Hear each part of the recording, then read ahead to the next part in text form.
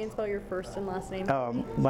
My given name is Michael Pastore. I'm known on the streets among the homeless as Pastor Mike. I'm not an ordained minister, but I perform the functions of a pastor, and I'm going to Bible school. So that's going to be something I'm going to take care of. But right now, what we're doing is that And try to look at me, sorry. Oh, okay. Okay, not the camera. Oh, not the camera? Oh, okay. And then it's Pastore. O-R-E, yes, Okay. yes. Michael Pastore, also known as Pastor Mike. Okay, so talk to me about the Shelter Can't Wait project. All right, Shelter Can't Wait was something that was hatched in my mind as a kind of a attention-getting slogan and a logo, and we started a change.org petition that the elected leaders in Volusia County and more specifically in Daytona Beach are just taking too long with this process. We've been at it. Well, I got involved about a year and a half ago, and they just kept making promises and making promises that it was going to happen soon, and it's just, you know, to use a beach driving metaphor, we got a couple wheels stuck in the sand, and there's real suffering on the streets of Daytona Beach. It looks like the zombie apocalypse out there, with people staggering up and down the street in a 110-degree heat index weather. I give out water bottles every day to try to ease the suffering, and we're trying to get the attention of the elected leaders in Volusia County, and more specifically in Daytona Beach, to do something now. I had a bright spot in the strategy meeting where a commissioner actually first voiced to say, how about, and she referred to it as a Band-Aid solution. A Band-Aid solution, I'll accept that.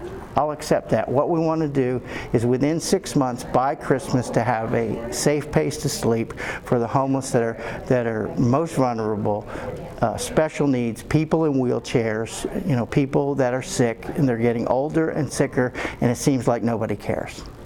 And so in 6 months, how many beds do you think this will have? Well, my proposal that I'll be submitting to the mayor and the Safe Harbor Working Committee will call for a minimum of 100 beds.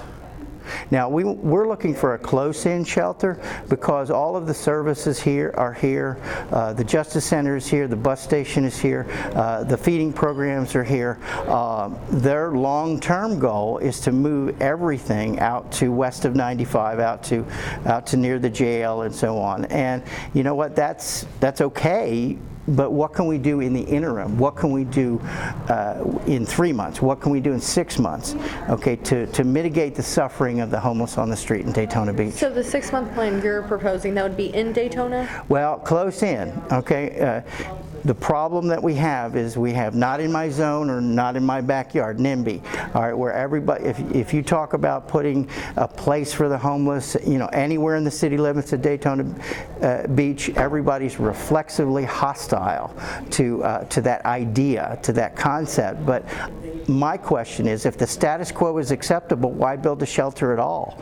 All right, why would you take 2 years to build something if we have real problems now? And I'll accept a Band-Aid solution. You know, just give me a spot. The sewage treatment plant over by the railroad tracks. You know, out in an industrial area. You know, anywhere where we can put a manufactured building. There are disaster relief companies that put up these temporary structures, like after Hurricane Rita or Hurricane Katrina, people that had their buildings blown down. I don't believe that the city government would have a problem if we had a Category 4 hurricane come through here to put FEMA trailers out there. That would be a disaster, and my position is that we have a disaster right now.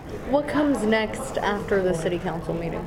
After the City Commission meeting, the next meeting of the Safe Harbor Working Committee is on June 26th, and we have a very expensive consultant that's costing the taxpayers over $8,000 a month, and he's not incentive to produce results. He's incentive to drag the contract out as long as possible so he can fill up his pockets. And you know. But for your project, though, what comes next? What comes next is that they have to conceptually and philosophically agree to the concept that, yeah, well, you know, we don't like it, but you know, we agree, Pastor Mike, that we need to do something, so let's talk about it. And that's all I want them to do, is talk to us about it. Okay, is there anything else you would like to add? Well, Shelter Can't Wait. DaytonaHomeless.com is my website. There's a change.org petition on that website.